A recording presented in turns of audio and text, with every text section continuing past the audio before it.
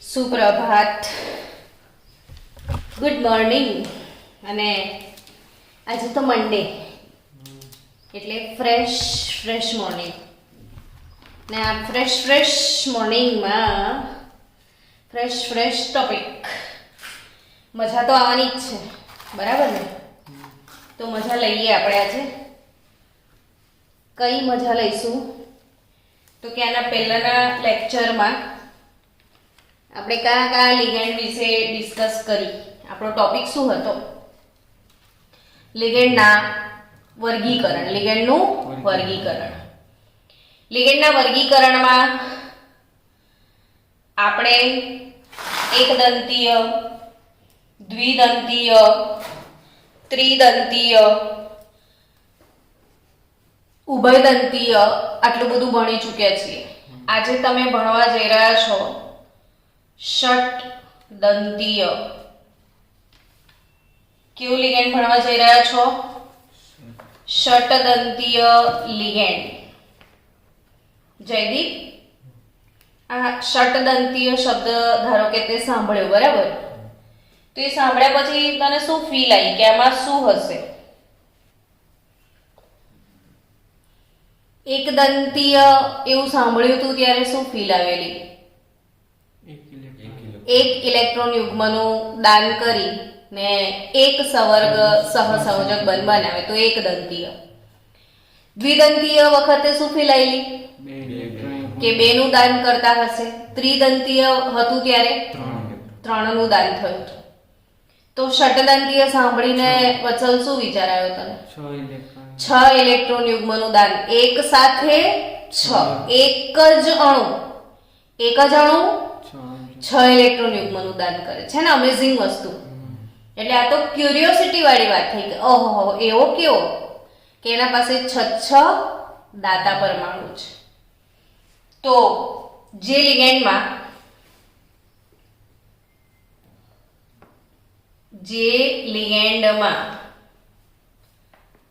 છ સવર્ગ સ્થળ નિર્દેશ હોય તેને કેવું કહીશું? ષટદંતીય લિગેન્ડ. 6 સવર્ગ સ્થળ નિર્દેશ હોય તો એ કેવો કહેવાય? ષટદંતીય. નવાઈ લાગે કે એક જ લિગેન્ડ ને 6 સંયોજકતાઓને સંતોષે છે. ચલો એવો લિગેન્ડ બનાવીએ. તમને દ્વિદંતીય લિગેન્ડનું નામ યાદ છે? દ્વિદંતીય લિગેન્ડનું ઉદાહરણ કોઈ બોલો? દ્વિદંતીય એક આપણે ભણ્યા હતા. NH2CH2 yes, EN. દ્વિદંતીય એક લિગેન્ડ હતો EN. આપણને આવી રીતે જ યાદ રહેવું જોઈએ. EN એટલે ઇથેન 1,2 ડાયએમાઇન. હવે કેવો હતો જો કે ભાઈ CH2 ડન, NH2 નાઇટ્રોજન પર સવર્ગ સ્થળ નિર્દેશ. જે પરમાણુ દાન કરે ને, અહીંયા દાન કોના પરથી થવાનું છે? નાઇટ્રોજન પરથી. એને શું કહેતા હોઈએ છીએ આપણે? સવર્ગ સ્થળ નિર્દેશ. બરાબર છે. તો અહીંયા દાન નાઇટ્રોજન પરથી ને અહીંયા 2 હાઇડ્રોજન હતા, યાદ છે? હવે હું એ 2 હાઇડ્રોજનને બદલે કશુંક લખું છું. આટલા સુધી તો તમને આવડતું હતું જ.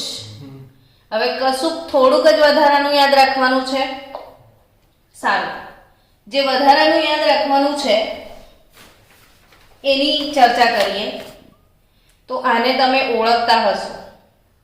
આ એક એસિડનું નામ લખું છું, હમણાં જ ઓર્ગેનિક પત્યું એટલે કેટલી બધી વાર આવ્યો જ હશે.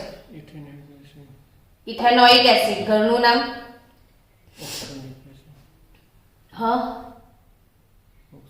કોમન નેમ શું આ એસિડનું? તો એસિટિક એસિડ છે આ. કયો એસિડ છે? Acetic acid. હવે એસિટિક એસિડનું વિયોજન થાય, આ H છૂટો પડી જાય તો CH3COO માઇનસ વધે, જેને તમે શું કહેવાના છો? એસિટેટ. શું કહેવાના છો? તો આ જ CH3COO માઇનસ અહીંયા લગાવવાનો છે, પણ અહીંયા લાગશે એટલે એક હાઇડ્રોજન જશે, 3 ને બદલે 2 થઈ જશે ને. CH3C double bond O minus આ રીતે લખાશે. અહીં પણ શું? CH2C double bond O minus. અહીં પણ CH2C double bond O minus ને અહીં પણ CH2C double bond O minus. કેટલા મેં એસિટેટ ચોંટાડી દીધા? 4.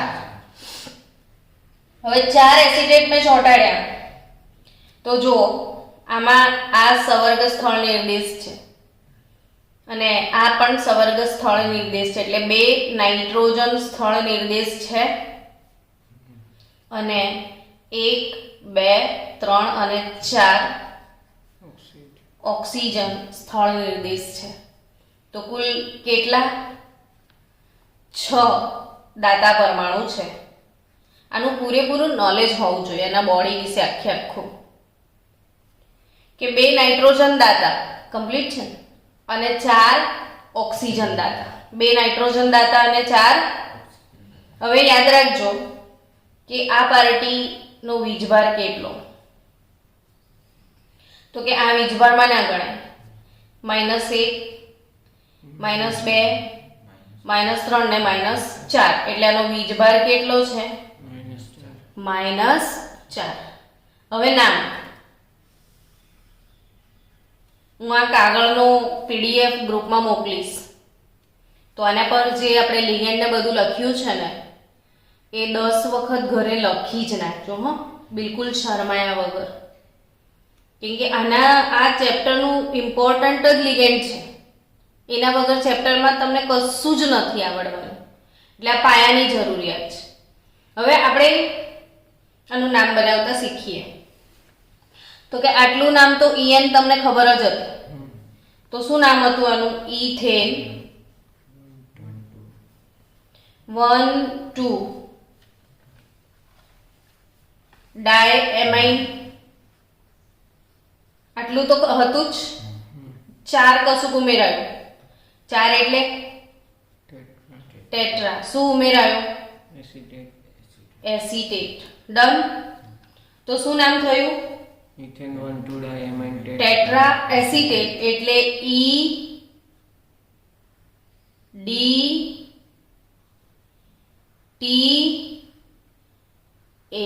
આ લિગેન્ડ ને શોર્ટ નેમ શું છે આનું?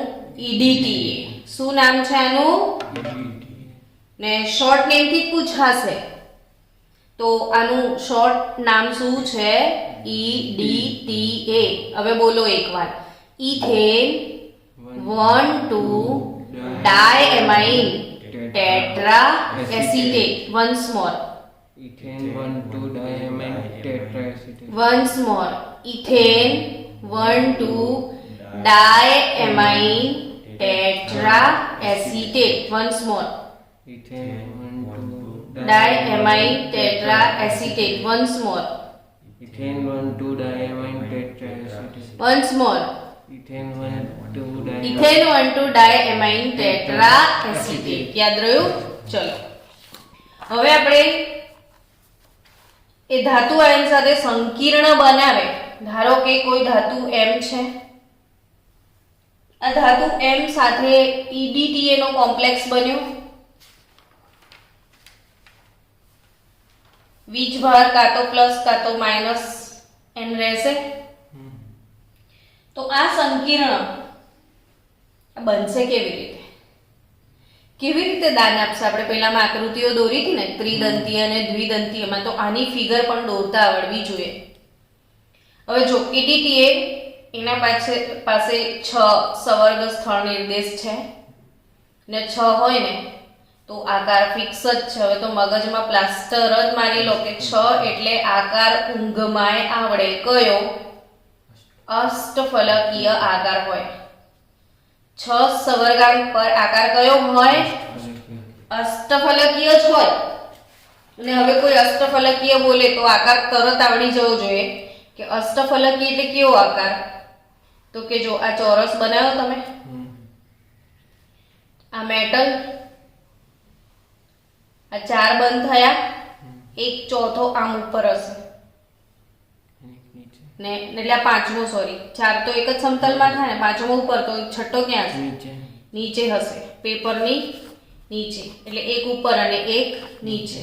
હવે આ ઉપર છે એને આમ જોડી દો તો તમને પેલો પ્રિઝમ જેવો દેખાશે અને એવું નીચે જોડી દેવાનું. એટલે હું ફરી એકવાર આકાર જસ્ટ દોરીને શીખવાડું છું તમને. જો કે અષ્ટફલકીય આકાર એટલે હવે જો ભૂલ પડે, અષ્ટફલકીય ના આવડે તો હદ થઈ ગઈ ને. કેટલી બધી વાર ભણી ચૂક્યા છો તમે આ અપ એન્ડ ડાઉન. હવે ચારે ને ઉપર જોડ દો.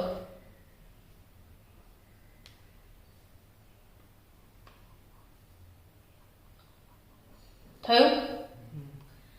આ ચારે ને નીચે જોડી દો. તો આ જે આકાર બન્યો એ કયો? અષ્ટફલકીય થાય. જો એક આ બુક છે, બરાબર? હવે આને તમે આમ જોડ્યું, બરાબર? તો આમ જોડશો ને, બીજું આમ ને આમ. ચલો ઇમેજિન કરો કે તમે આમ ને આમ જોડશો અને આમ ને આમ, તો તમને અહીંયા ત્રિકોણ મળે કે નહીં? તો એક બાજુ થઈ, ફલક થયો. એવો એક ફલક અહીં મળ્યો, એક અહીં મળે, એક ફલક અહીં મળે ને એક ફલક અહીં મળે. કેટલા ફલક થયા? 4. એવા 4 નીચે, તો કેટલા ફલક થયા? 8. એટલે આ નામ શું છે? પડી કે નહીં ખબર? તો અષ્ટફલકીય આકારનો મતલબ સમજમાં આવ્યો? હવે આ અષ્ટફલકીય ધાતુ એમ કેવી રીતે દાન કરશે એ સમજીએ. દોરવાનું સહેલું છે જો થીમ વાપરશો તો. પહેલા છે ને આમ ચોરસ બનાવી દેજો ને વચ્ચે ધાતુ મૂકી દો.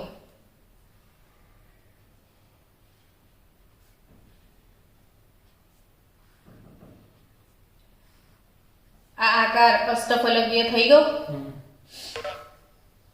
હવે તમને ખ્યાલ છે કે દાન કોણ કોણ કરવાનું છે?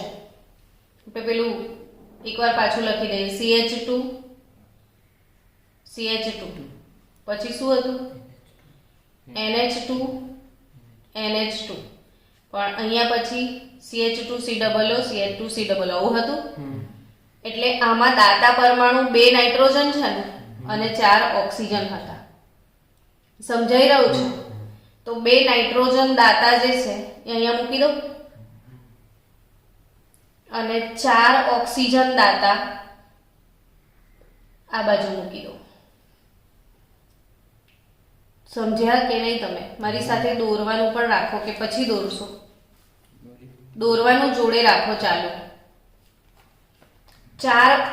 2 નાઇટ્રોજન દાતા ને 4 ઓક્સિજન દાતા લખી દો.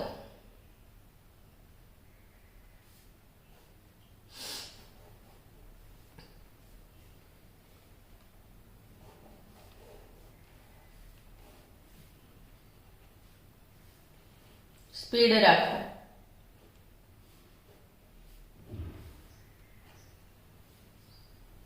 ચલો હવે જો સમજો લિગેન્ડ શું હતો? CH2 N CH2COO માઇનસ હતું. સમજી રહ્યા છો? તો આ નાઇટ્રોજન અને આ ઓક્સિજન છે, એના વચ્ચે શું આવ્યું? CH2CO આવ્યું ને. આ બાજુ 2 નાઇટ્રોજન વચ્ચે CH2 થયું. એટલે આ નાઇટ્રોજન ને નાઇટ્રોજન ની વચ્ચે શું છે? તો એ નાઇટ્રોજન વચ્ચે 2 નાઇટ્રોજન વચ્ચે CH2 લખી દો.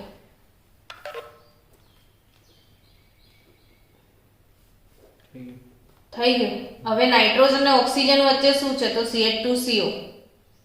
તો નાઇટ્રોજન જોડે CH2 C double bond O.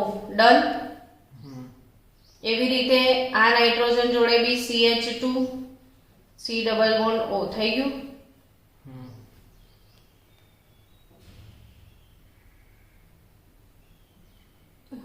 પડી કે નહીં ખબર? જો હવે આ nitrogen CH2 C double bond O અને CH2 C double bond O, done. તો આ રીતે બની ગયો સંકીર્ણ પ્લસ ઓર માઇનસ N. તો આ જે ષટદંતીય લિગેન્ડ છે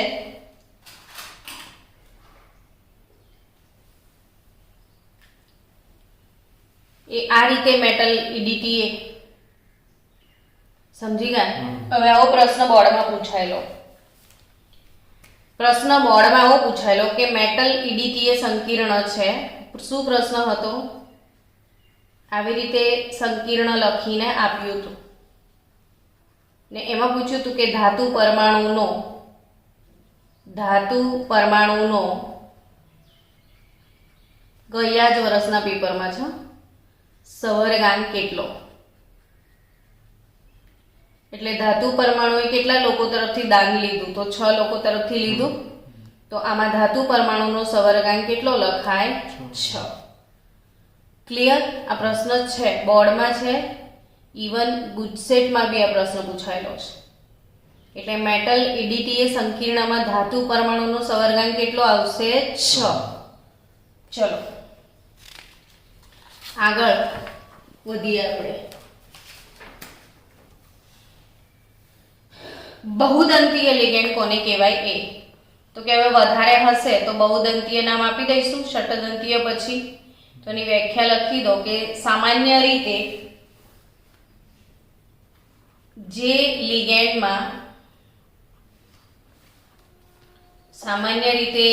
લિગેન્ડમાં 2 કે તેથી વધુ સવર્ગ સ્થળ નિર્દેશ હોય. વ્યાખ્યા વાંચો ફરીથી. સામાન્ય રીતે જે લિગેન્ડમાં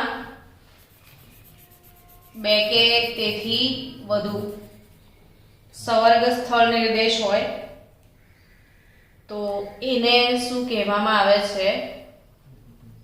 બહુદંતીય લિગેન્ડ. એને શું કહેવામાં આવે છે? બહુદંતીય લિગેન્ડ. ચલો, બહુદંતીય લિગેન્ડ પછી એક બીજો અગત્યનો કન્સેપ્ટ છે કિલેટ અથવા ચિલેટ. તમારી ટેક્સ્ટ બુકમાં આ જે ચેપ્ટર આપ્યું છે ને સવર્ગ સંયોજનો, એ બરાબર નથી આપ્યું.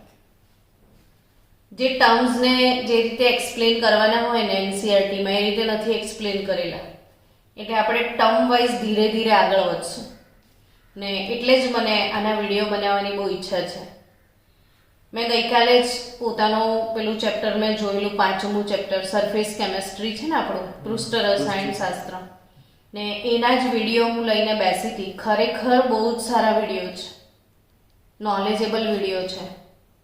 એટલે તમે બેસીને શાંતિથી બધા વિડીયો ઘેર બેઠા બેઠા દેખશો ને તો એ તમારે ઘણું બધું ભણી શકાય એવું છે. માણસ પોતે ઈચ્છે કે મારે ભણવું જ છે તો એક વિડીયોને 2-3 વાર જોઈને નોટબુકમાં લખો, પછી વિડીયોમાં જે ભણાવ્યું છે એ ટોપિકની થિયરી મોઢે કરો ને પછી ટેસ્ટ આપો. કોણ કે માર્ક્સ ના આવે? એટલે તમારે પોતાને માનસિક રીતે તૈયારી બતાવવી પડે કે મને ભણવું છે. સમજ્યા? હું આમાં બધા જ ટર્મ્સ આપણે આ ચેપ્ટરમાં નાખી દઈશું એટલે આપણું ગોલ્ડન ચેપ્ટર બની જાય આ વિડીયો વાઇઝ. આ ચેપ્ટરનો જે ટાઇટલ ટોપિક છે ને હજી બાકી છે, મેં ટાઇટલ બાકી રાખ્યું છે. પહેલાં થોડી બહુ સમજૂતી આપું, પછી આપણે ટાઇટલ તરફ જઈશું. ચિલેટ અથવા કિલેટ. ચિલેટ અથવા શું? કિલેટ.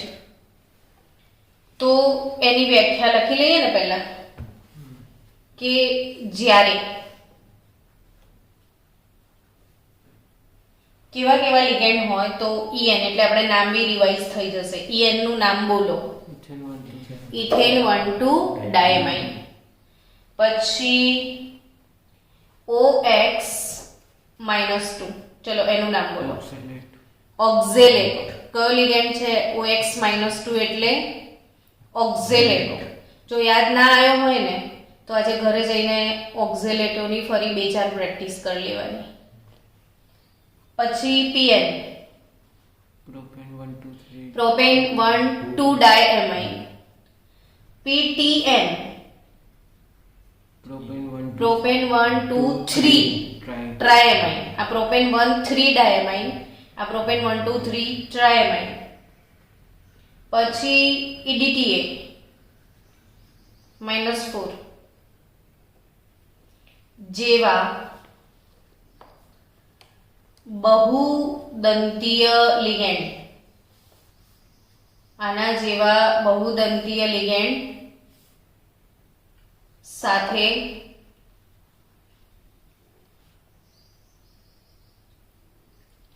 ધાતુ આયન સંવર્ગ બંધ બનાવે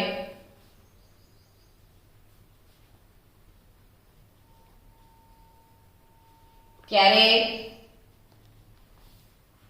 જે સંકીર્ણ બને છે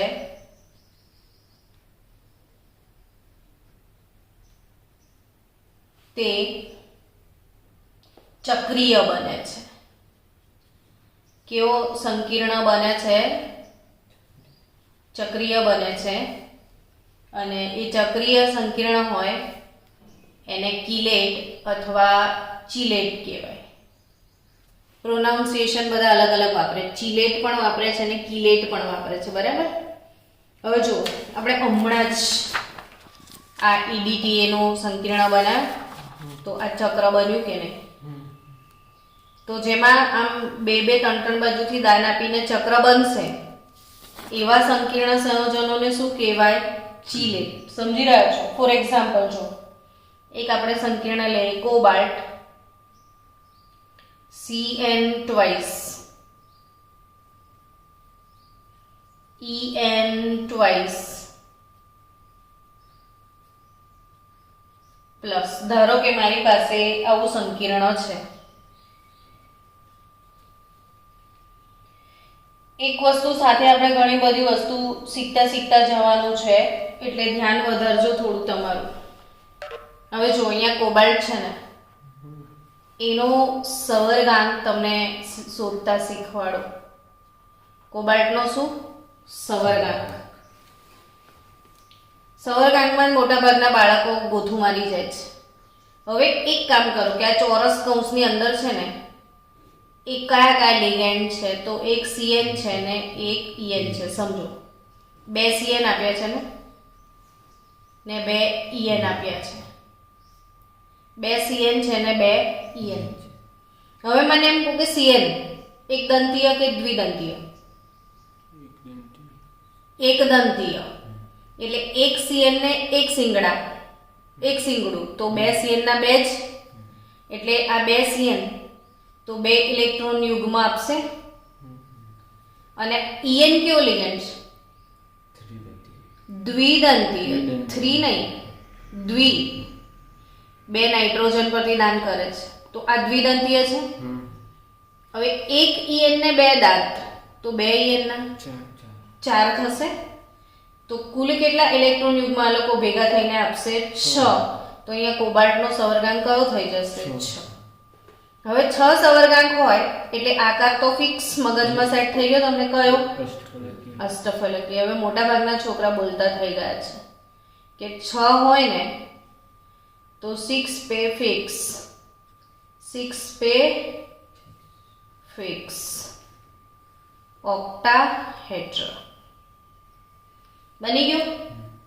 હવે વિચારો કે 2 સાયનાઇડ છે. ચલો આ 2 સાયનાઇડ ને મેં અહીં મૂકી દઉં ઉપર નીચે. એક સાયનાઇડે અહીંથી દાન કર્યું, બીજા સાયનાઇડે અહીંથી દાન કર્યું. તો EN પણ 2 છે ને આમાં. તો આ 2 જગ્યાથી EN દાન કરશે. હવે EN એટલે પાછો CH2 CH2 NH2 NH2 દાતા પરમાણુ નાઇટ્રોજન છે એની પાસે, તો NH2 NH2 CH2 CH2 થઈ ગયું. એવું અહીં આગળ પણ NH2 NH2 CH2 CH2 ચક્ર બન્યું કે નહીં, અને બહાર પેલો NO3 માઇનસ. તો જેમાં આવા ચક્ર બને એને શું કહેવામાં આવે છે? કિલેટ. તો ચક્ર કેટલા લોકો બનાવી શકે? તો કે મેં લિસ્ટ લખ્યું છે એટલા લોકો ચિલેટિંગ લિગેન્ડ કહેવાય. એક તો EN આવે એમાં, બીજું ઓક્ઝેલેટો આવે, PN આવે, PTN આવે, EDTA આવે, ફોસ્ફેટ બી આવે. આપણે આના પહેલાનો જે વિડીયો છે દેખશો તો આપણે બધા ચિલેટ જ બનાવ્યા હતા. જેટલા બનાવ્યા હતા એ શું બનાવ્યા હતા આપણે? ચિલેટ. તો ચિલેટ કોને કહેવાય? Concept clear? કોને કહેવાય ચિલેટ?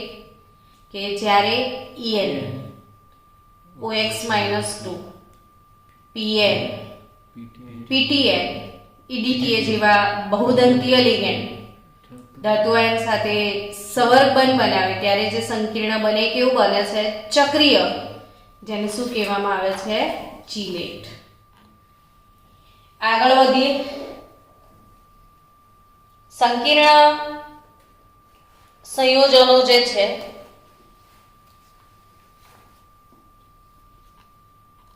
સંકીર્ણ સંયોજનો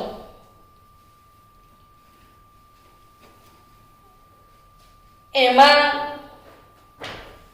આના પછી જે હું ટોપિક તમને શીખવાડવાની છું એ ટોપિક શીખવા માટે કેટલાક ટર્મ્સની તમારે જરૂર પડશે. જેમ કે આજે મેં ચિલેટ શીખવાડ્યું એવા જેટલા નવા નવા ટર્મ્સ તમને આવવાના છે એ બધા નવા નવા ટર્મ્સ તમને આજે શીખવાડી દઉં. બીજું એક ટર્મ છે મિશ્ર લિગેન્ડ સંકીર્ણ. શું? મિશ્ર લિગેન્ડ સંકીર્ણ. વત્સલ વિડીયો જો તો કંઈક મોબાઈલ હલ્યો હોય એવું લાગ્યું મને. કમ્પ્લીટ ચાલી રહ્યું છે. શું શું લખ્યું મેં અહીંયા ટાઇટલ? મિશ્ર લિગેન્ડ સંકીર્ણ. આમ તો કદાચ નામ પરથી જ ખબર પડી ગઈ હશે તમને. શું ખબર પડી ગઈ? કે એક કરતા વધારે જુદા જુદા લિગેન્ડ હોય, બરાબર? કોઈ એક જેવું લિગેન્ડ ના હોય, અલગ અલગ બહુ બધા લિગેન્ડથી સંકીર્ણ બન્યો હોય તો એને શું કહીશું? મિશ્ર લિગેન્ડ. તો લખી દો વ્યાખ્યા કે કોઈ એક ધાતુ આયન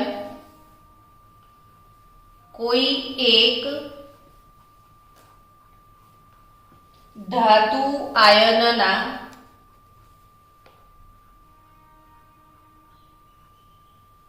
સંકીર્ણ સંયોજનો, કોઈ એક ધાતુ આયનના સંકીર્ણ સંયોજનો એક જ પ્રકારના લિગેન્ડથી બને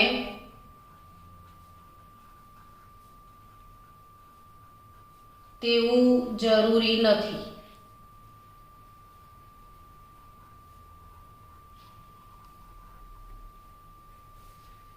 કેટલીક વખત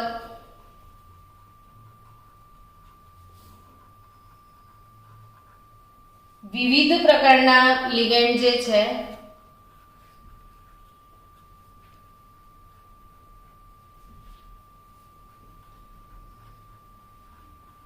ધાતુ આયન સાથે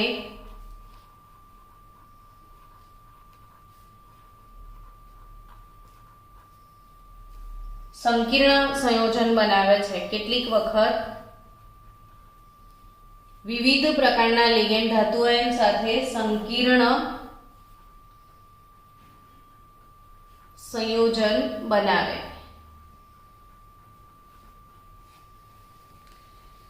અને એને શું કહેવામાં આવે છે? મિશ્ર લિગેન્ડ સંકીર્ણ. જેમ કે કોઈ એક્ઝામ્પલ તમે લખો કે Cr ક્રોમિયમ એક ધાતુ આયન છે, એની સાથે 4 લિગેન્ડ અમોનિયાના છે ને 2 લિગેન્ડ સાયનાઇડ છે.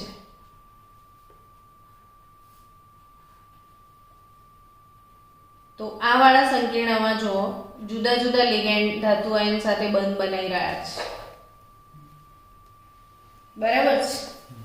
જો હવે આમાં ધાતુનો જ્યારે પણ આપણે સંકીર્ણ લખશું ને એટલે પહેલું કામ સવર્ગાંક શોધવાનું કરીશું, જેથી આપણી સવર્ગાંકની પ્રેક્ટિસ થઈ જાય. સવર્ગાંકની પ્રેક્ટિસ કરવા માટે અહીંયા જો કે 4 એમોનિયા લિગેન્ડ છે ને 2 CN લિગેન્ડ છે. અહીંયા છૂટું બાયફર્ગેશન લખી લેવાનું એટલે ભૂલ જ ના પડે કે 4 એમોનિયા છે. આટલું તો કોઈ બી બાળકને દેખાય ના દેખાય? 4 એમોનિયા છે ને 2 કોણ છે? સાયનાઇડ છે. આ એક દંતીય અને આ પણ એક દંતીય, એટલે 4 લોકો મળીને 4 ઇલેક્ટ્રોન યુગ્મ આપશે ને 2 લોકો મળીને 2 જ આપશે, તો કુલ કેટલા? 6. તો ધાતુનો સવર્ગાંક કેટલો થયો છે? અંદર 6. તો અહીંયા 2 જુદા જુદા લિગેન્ડ છે ને એટલે આ કેવું કહેવાય? મિશ્ર લિગેન્ડ સંકીર્ણ. કોને મિશ્ર લિગેન્ડ સંકીર્ણ કહેવાય? કોઈ એક ધાતુ આયનના સંકીર્ણ સંયોજન એક જ પ્રકારના લિગેન્ડથી બને તેવું જરૂરી નથી. અલા સિમ્પલ લેંગ્વેજમાં એક જ વર્ડમાં બોલ ને કે જેમાં એક કરતા વધારે લિગેન્ડ હોય એને શું કહેવાય? મિશ્ર લિગેન્ડ કોમ્પ્લેક્સ કહેવાય. ચલો નેક્સ્ટ બીજો જેવો શબ્દ છે એક કેન્દ્રીય.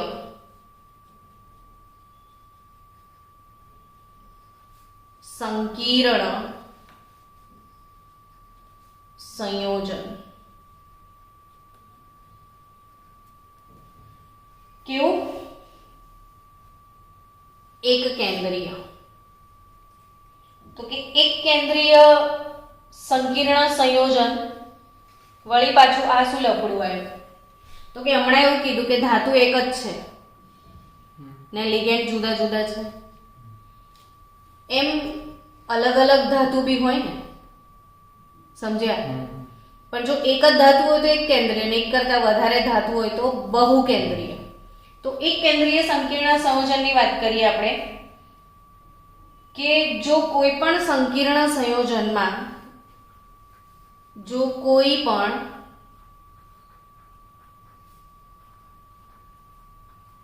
સંકીર્ણ સંયોજનમાં કોઈ પણ સંકીર્ણ સંયોજનમાં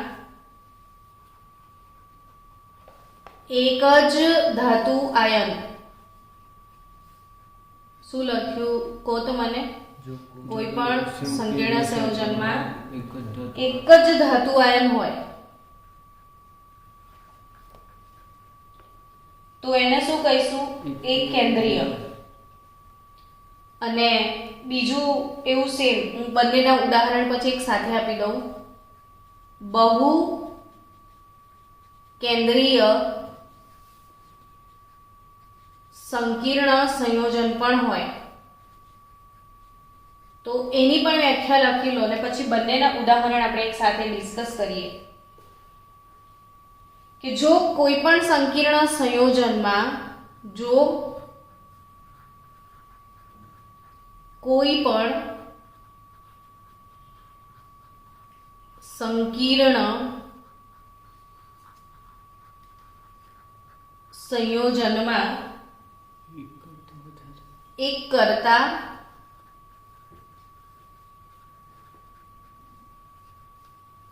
વધુ ધાતુ આયન હોય, એક કરતા વધુ કેન્દ્રની અસર હેઠળ લિગેન્ડ હોય તો એ બહુ કેન્દ્રીય. તો આપણે એક કેન્દ્રીયનું ઉદાહરણ જો કે MnO4. શું ઉદાહરણ છે? KMnO4. હવે આ KMnO4 માં આવું ના વિચારતા કે આ પોટેશિયમ ધાતુ ને મેંગેનીઝ ધાતુ બે ધાતુ છે, એવું નહીં. આટલું સંકીર્ણ ભાગ તો આટલો જ છે ને, આપણે આજુબાજુવાળા નહીં જોવાના. હવે આ સંકીર્ણમાં 4 ઓક્ઝોલિગેન્ટ છે. શું કીધું? 4 એ મેંગેનીઝ એક જ કેન્દ્રની અસર હેઠળ છે. 4 ઓક્ઝોલિગેન્ટ કેટલા કેન્દ્ર સાથે જોડાયેલા છે? એક જ. ફોર એક્ઝામ્પલ, આ મેંગેનીઝ હું આમ લખીશ તો એ મેંગેનીઝની સાથે જ 4 ઓક્ઝોલિગેન્ટ છે. સમજ્યા? એટલે આ 4 ને આ કેન્દ્રથી જ અસર મળે છે. જ્યારે બહુ K2 Cr2O7 બહુ કેન્દ્રીયની વાત છે. તો આ ડાયક્રોમેટ છે, આ પરમેંગેનેટ છે ને, આ શું છે? ડાયક્રોમેટ. હવે આ 7 ઓક્ઝોલિગેન્ટ છે ને એ 2 ક્રોમિયમની અસર હેઠળ છે. 7 ઓક્ઝોલિગેન્ટ 2 ક્રોમિયમ. આ ક્રોમિયમ આમ લખશો તમે તો 1 2 3 4 5 ને 6 ક્રોમિયમ છઠ્ઠા સમૂહનો સભ્ય છે. ક્રોમિયમ આવર્ત કોષ્ટકનો કયો સમૂહ? છઠ્ઠો. એટલે આવી રીતે બનશે કદાચ. આ 1 2 3 ઓક્સિજન થયા, ચોથો ઓક્સિજન આવ્યો, આવી રીતે બનશે. 1 2 3 4 5 6 7 ને 8 થઈ ગયા. તો કોઈ એકમાં જ આવી રીતના ચક્ર બનશે. ટૂંકમાં આ 7 જે ઓક્ઝોલિગેન્ટ છે ને આનો સ્ટ્રક્ચર લગભગ આવો છે, આપણે જોઈ લઈશું. પણ લગભગ 2 ક્રોમિયમ જે છે એની વચ્ચે એક આવો બ્રિજ પણ બને જ છે. એટલે આ 7 ઓક્ઝોલિગેન્ટ છે. એ 7 ઓક્ઝોલિગેન્ટ માટે કોઈ એક જ કોમન સેન્ટર નથી. કેટલા કોમન સેન્ટર છે? 2. ડન. એટલે આપણે એને શું કહીએ? બહુ કેન્દ્રીય લિગેન્ડ. તો જો એક જ ધાતુ આયન હોય તો એક કેન્દ્રીય સંકીર્ણ સંયોજન, અને એક કરતા વધુ ધાતુ આયન હોય તો બહુ કેન્દ્રીય સંકીર્ણ સંયોજન. ચલો હવે આગળ વધીએ જુદા જુદા ટર્મ્સ તરફ. પોઝ કરતો. ચલો બાળકો, હવે આપણે નેક્સ્ટ ટોપિક જે શરૂ કરવાના છીએ એ છે સંકીર્ણ સંયોજનોનું IUPAC નામકરણ. કયો ટોપિક શરૂ કરવા જઈ રહ્યા છીએ? IUPAC નામકરણ. સંકીર્ણ સંયોજનોનું શું? IUPAC નામકરણ. તો એના સામાન્ય નિયમો આજે તમને બતાવી દઉં. આજે આપણે નામકરણ શક્ય નહીં બને. નેક્સ્ટ લેક્ચરમાં આખું નામકરણ થશે. આજે થોડા નિયમો તો શીખતા જઈએ. પહેલા કે પહેલો નિયમ શું કહે છે એનો નામકરણનો? તો કે એનો ફર્સ્ટ નિયમ એવું કહે છે કે કોઈ પણ સંકીર્ણ સંયોજનોનું નામ દર્શાવવા માટે હંમેશા, હું શોર્ટકટમાં જ નિયમો લખું છું, જે આપણે કામનો વસ્તુ છે એટલું લઈ લઈએ, કે પહેલા હંમેશા શું દર્શાવો? ધન આયન. હંમેશા પહેલા કોનું નામ લખાય? ધન આયન. અને પછી કોનું નામ લખાય? ઋણાયનનું લખાય. સમજ્યા? હંમેશા પહેલા કોનું નામ લખવાનું? ધન આયનનું. પછી જો એક સિમ્પલ વાત કરું ને કે NaCl હોય તો આમાં ધન આયન Na+ ને ઋણાયન Cl-. તો જનરલી આપણે શું કરતા હોય છે? સોડિયમ ક્લોરાઇડ આવી રીતે વાંચીએ છીએ. Sodium chloride. હવે સોડિયમ આખું સોડિયમ જ લખ્યું, પણ ઋણાયનને આપણે આઇડ લગાવ્યું. સમજ્યા? એવું જ કંઈક મગજમાં ક્લિક રાખવાનું કે હંમેશા પહેલા કોને વાંચો અને પછી જેને વાંચી એને કંઈક ને કંઈક તો લગાડવું પડે. તો આ એક નિયમ તમને ખબર પડી ગઈ કે પહેલા ધન આયન લખો પછી ઋણાયન. ચલો બીજો નિયમ. બીજા નિયમમાં આપણે જે ચોરસ કૌંસ છે ને, સંકીર્ણ સંયોજન મોસ્ટ પ્રોબેબલ ચોરસ કૌંસમાં જ આવશે. એ ચોરસ કૌંસને શું કહેવામાં આવે છે ખબર છે તમને? સવર્ગ વર્તુળ. આ ચોરસ કૌંસને શું કહેવાય? સવર્ગ વર્તુળ. અને આ સવર્ગ વર્તુળ માં આપણે નામકરણ કરીશું ત્યારે શું શું ધ્યાન રાખીશું એ જોઈશું. તો કે સવર્ગ વર્તુળમાં નામ કરતી વખતે જે લિગેન્ડ આવશે એ લિગેન્ડનું જે નામ છે, લિગેન્ડનું શું છે? નામ. એ અંગ્રેજી મૂળાક્ષર, શું કીધું મેં? અંગ્રેજી મૂળાક્ષર પ્રમાણે દર્શાવવાનું રહેશે. અંગ્રેજી મૂળાક્ષર પ્રમાણે દર્શાવવાનું રહેશે. જેમ કે આપણે એક ઉદાહરણ લઈએ. તમારી પાસે કોઈ આવું સંકીર્ણ છે CONH3 twice H2O4. આ સવર્ગ વર્તુળની અંદર આવી ગયા બે, એટલે આ બે લિગેન્ડ થયા. હવે આ જે NH3 છે ને એને જનરલી શું કહીશું આપણે? એમાઇન કહીશું. તો એનો અંગ્રેજી સ્પેલિંગ શું થશે? AMMINE થશે. બરાબર. એવી રીતે H2O એટલે કયો લિગેન્ડ? એક્વા થયો, હે ને? તો AQUA એક્વા લિગેન્ડ થયો. નાઉ ક્વેશ્ચન ઇઝ ધેટ કે આ જે બે લિગેન્ડ આપણે લખ્યા, હવે એમાં મારે જ્યારે નામ લખવાનું થાય ને તો મારે આ આલ્ફાબેટિકલ ઓર્ડર જોવાનો કે હું પહેલા કોને લખું ને પછી કોને લખું. તો પહેલા કોણ આવે? હવે અહીંયા કન્ફ્યુઝન શું છે કે આ બી A થી સ્ટાર્ટ થાય, આ બી A થી ચાલુ થાય, પણ આમાં A પછી M આવે છે ને અહીંયા A પછી Q આવે. તો પહેલામાં ટાઈ પડે તો કયો લેટર દેખવાનો? બીજો. બીજામાં ટાઈ પડે તો ત્રીજો. સમજી ગયા? હવે મને કહો કે M પહેલા આવે કે Q પહેલા આવે? ABCD બોલો. M પહેલા આવે. તો હવે પહેલા કોનું નામ લખશો તમે? એમાઇનનું. ને પછી કોનું લખશો?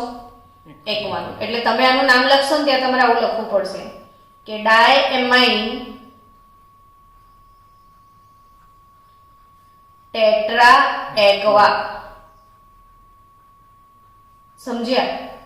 કે એટલે પહેલા કોને લખ્યો તમે? એમાઇન. ને પછી કોને લખ્યો? એક્વાને. દાખલા તરીકે આવું હશે, ચલો Cr લઈએ, Cl2 Br2 I2. ધારો કે આવું કોઈ સંકીર્ણ સંયોજન છે. આ તો મેં ઘરના બનાવું છું બધા, મારે તો ખાલી તમને નિયમ શીખવાડવો છે. તો કે એમાં 3 લિગેન્ડ છે, ક્લોરાઇડો, બ્રોમાઇડો ને આયોડાઇડો. હવે પહેલું નામ કોનું લખશો તમે? તો કે આલ્ફાબેટિકલ ઓર્ડર આ C થી ચાલુ થાય, આ B થી ચાલુ થાય ને આ I થી ચાલુ થાય. તો પહેલું કોણ લખાય? બ્રોમાઇડો. તો તમે શું નામ લખશો? ડાય બ્રોમાઇડો, ડાય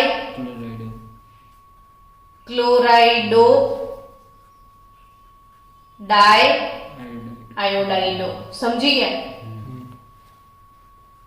ઇન શોર્ટ આલ્ફાબેટિકલ ઓર્ડર પ્રમાણે જે પણ લિગેન્ડ હશે એના નામ અંગ્રેજી મૂળાક્ષર પ્રમાણે દર્શાવવાના રહેશે. સમજી ગયા? ચલો નેક્સ્ટ. બીજો નિયમ શું કહે છે આગળનો એ સમજો. પહેલો નિયમ યાદ રહી ગયો? પહેલા ધનાયન લખો પછી ઋણાયન લખો. પછી બીજો નિયમ કે જે સવર્ગ વર્તુળ છે એના જે લિગેન્ડ, તો ચાલુ તો કર્યું હતું ને, સવર્ગ વર્તુળ છે એના જે લિગેન્ડ છે એને આલ્ફાબેટિકલ ઓર્ડર પ્રમાણે જવાનું. ત્રીજા નિયમ પ્રમાણે બાળકો આપણે જેટલા એક દંતીય અને જે દ્વિદંતીય અને બહુદંતીય બધા લિગેન્ડ તમે જે ભણ્યા હમણાં સુધી એ બધાના નામ તમને આવડવા જોઈશે. એ બધાના નામ, જેમ કે OH- હોય તો શું લખશો? હાઇડ્રોક્સો. બરાબર છે. CN- હશે તો શું લખશો? સાયનાઇડો. આ નામ તો બધાને શીખાઈ દીધા છે ને મેં એડવાન્સમાં, એટલે એ નિયમ મેન્શન કરવાની જરૂરત નથી. નેક્સ્ટ નિયમ કે ભાઈ જે લિગેન્ડ ચક્રીય હોય, તટસ્થ લિગેન્ડ જે હોય એનું જે મૂળ નામ છે એ જ દર્શાવવાનું છે. જેમ કે આ કેવું કે CN તો સાયનાઇડ નથી લખતા, આપણે શું લખીએ છીએ? સાયનાઇડો, બરાબર. પણ EN હોય તો ઇથેન 1,2 ડાયએમાઇનો નથી લખવાનું. EN હોય તો પછી એનું જે મૂળ નામ છે એ જ લખીશું, ઇથેન 1,2 ડાયએમાઇન. પછી ત્યાં એમાઇન કરવાનું નથી, સિમ્પલ એમાઇન જ આવશે. હવે બીજી વાત અહીંયા સમજાવી દઉં કે EN જે છે એ એકને બદલે કેટલા EN આવે? ધારો કે 2, કે પછી PTN છે, કે પછી PN છે, કે પછી EDTA છે, આવા લિગેન્ડ છે એ 2 વાર આવે તો એના માટે ડાય શબ્દ નહીં લખવાનું. કેમ કે જો તમે 2 વખત માટે જનરલી આપણે ડાય લખતા હોઈએ, ડાયક્લોરાઇડો, ડાયબ્રોમાઇડો હમણાં લખ્યું ને આપણે, પણ આ EN 2 વાર હોય તો ડાય ના લખાય. કેમ કે ઓલરેડી અંદર ડાય છે. તો હવે તમે ડાય લખો તો ડાયઇથેન 1,2 ડાયએમાઇન થઈ જાય. તો આવા લિગેન્ડ કે જેમાં ઓલરેડી ડાય, ટ્રાય, ટેટ્રા આવે જ છે તો એના માટે 2 હોય ને તો બીસ શબ્દ વાપરવાનો. 2 માટે શું શબ્દ વાપરીશું? બીસ. 3 હશે ને તો 30, 4 હશે ને તો ટેટ્રાકીસ. એટલે આ શબ્દ વાપરીશું, 20, 30, ટેટ્રાકીસ. એટલે આ 2, 3, 4 સુધી જ આવશે, વધારે તો આગળ જશે નહીં. આમ તો 2 સુધી જ આવશે, બહુ તો 3 બી નહીં આવે મોસ્ટ પ્રોબેબલ. તો એના માટે 20 એ તો આપણે જ્યારે લખીશું ત્યારે આવડી જશે. ચલો બીજી વાત, મોસ્ટ IMP નિયમ ધ્યાનમાં રાખજો કે જ્યારે કોઈ ધાતુ આયન જો સંકીર્ણ છે, આ ચોરસ કૌંસ સંકીર્ણ છે ને એ ધનાયન તરીકે પણ હોઈ શકે અથવા જે સંકીર્ણ છે એ ઋણાયન તરીકે પણ હોય. સંકીર્ણ ધનાયન તરીકે પણ હોય અથવા સંકીર્ણ ઋણાયન તરીકે પણ હોય. હેલો એવરીવન, શું કીધું મેં? હા, જો હું તમને ઉદાહરણ આપું કે KMnO4 આવું કંઈક લખ્યું છે. આપણે શું લખ્યું છે? KMnO4. તો ઓબ્વિયસલી આને છૂટું પાડો તો આ રીતે પડે, K+ અને MnO4-. તો અહીંયા સંકીર્ણ કયા આયન તરીકે છે? ઋણાયન તરીકે છે કે નહીં? સમજી રહ્યા છો? એવું જ બને કે બીજું, ચલો આપણે કોઈ સંકીર્ણ લખીએ કે કોપર, Na3,4Cl2. હવે આને છૂટું પાડો તમે તો કોપર Na3,4 આ +2 ને 2Cl-. જો અહીંયા ચોરસ કૌંસ ધનાયન તરીકે છે. બહુ જ મજેદાર વાત છે બાળકો, very very very most IMP વાત છે. જો આમાં સંકીર્ણ પાછળ છે ને એટલે ઋણાયન છે કે નહીં? આમાં સંકીર્ણ આગળ છે તો શું છે? ધનાયન. એટલે આ જે સંકીર્ણ છે ઋણાયન બી હોઈ શકે, સંકીર્ણ છે એ ધનાયન બી હોઈ શકે. સમજી લીધું? હવે ધનાયનમાં બી ધાતુ છે, ઋણાયનમાં બી ધાતુ તો છે ને. તો ખાસ યાદ રાખવાનો નિયમ કે જો સંકીર્ણ ઋણ આયન તરીકે હોય, ફરીથી ચિલ્લાઈને બોલો તો યાદ રહી જાય. જો સંકીર્ણ ઋણાયન તરીકે હોય એના માટે જ આ નિયમ છે, યાદ રાખજો. જો સંકીર્ણ ઋણાયન તરીકે હોય તો ધાતુની પાછળ પ્રત્યય લાગશે 8. એટલે જો મેંગેનીઝ હોય, મેંગેનીઝ Mn, તો એના માટે મેંગેનીઝ નહીં લખાય, પછી મેંગેનેટ લખાશે. તમે આને પરમેંગેનેટ એવું વાંચો છો તો મેંગેનીઝ ના લખાય. Mn માટે શું લખાય? મેંગેનેટ. CO માટે કોબાલ્ટેટ. કોબાલ્ટ માટે શું લખાશે? ઝિંક માટે ઝિંકેટ. ઝિંક માટે શું લખાશે? Fe માટે ફેરેટ. ગોલ્ડ જે છે AU, એના માટે ઓરેટ. સિલ્વર જે છે AG, એના માટે લખાશે આર્જેન્ટેટ. સિલ્વર માટે શું? argentate, ગોલ્ડ માટે oret, Fe માટે, ferret, ઝિંક માટે, zincate, કોબાલ્ટ માટે, Cobalt. મેંગનીઝ માટે manganate, મેંગેનેટ. સમજી રાખજો. અને નિકલ હોય ને તો નિકલેટ, કોપર હોય ને તો ક્યુપ્રેટ, MO હોય ને મોલિબ્ડેનમ તો મોલિબ્ડેટ. શું? molybdenum, પ્લેટિનમ હોય ને તો પ્લેટિનેટ. તો આઈ થિંક મોટા ભાગના આયનો તો આવી જ ગયા છે. ક્રોમિયમ હશે ને તો ક્રોમેટ. ક્રોમિયમ માટે શું લખશો? ક્રોમેટ. આઈ થિંક તમે સમજી ગયા છો. તો જ્યારે ધાતુ આયન ક્યાં હશે?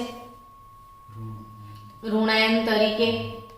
ત્યારે એમાં જે ઋણાયન હોય સંકીર્ણ, ધાતુ આયન ઋણાયન તરીકે નહીં, સંકીર્ણ સંયોજન ઋણાયન તરીકે હશે. ત્યારે એમાં જે ધાતુ છે એના પાછળ એટ પ્રત્યય લગાવવાનો. તો કઈ ધાતુ માટે શું લખાશે એ નોટ ડાઉન કરી રાખજો. અને છેલ્લું